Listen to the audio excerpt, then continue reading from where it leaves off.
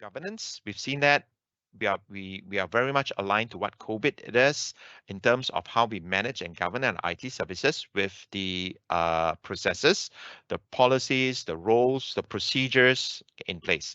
But FitSM is also very closely related to ISO 20000 as a standard.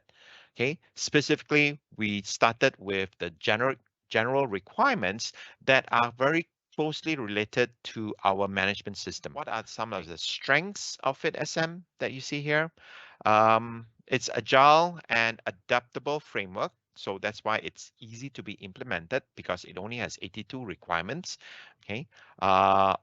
We call it lightweight, low complexity. Okay. Fast adoption and implementation.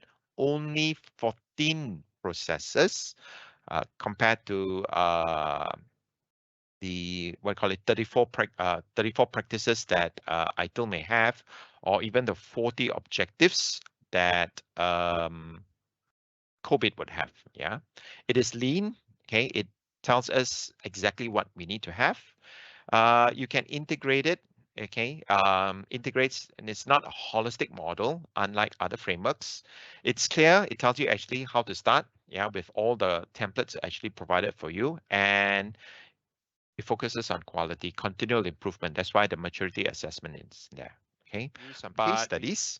Okay, in terms of FitSM, first one we had was Microsoft. Okay, so Microsoft used FitSM to improve communication and collaboration, helped increase the visibility of IT services, the quality, helps reduce costs. Okay, that's essentially what they focus on. Okay, we have Bosch, who also used FitSM here in their activities. Foundation course, whereby we'll give you an introduction into the most important thing. What is a process?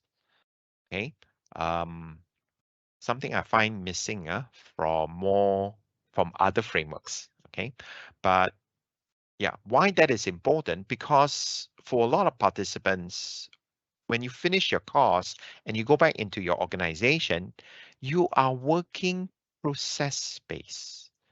Incident management, problem management, change management, request management, service level management, they are all process-based. Okay, so the focus of FitSM at foundation level is to introduce first what is a process.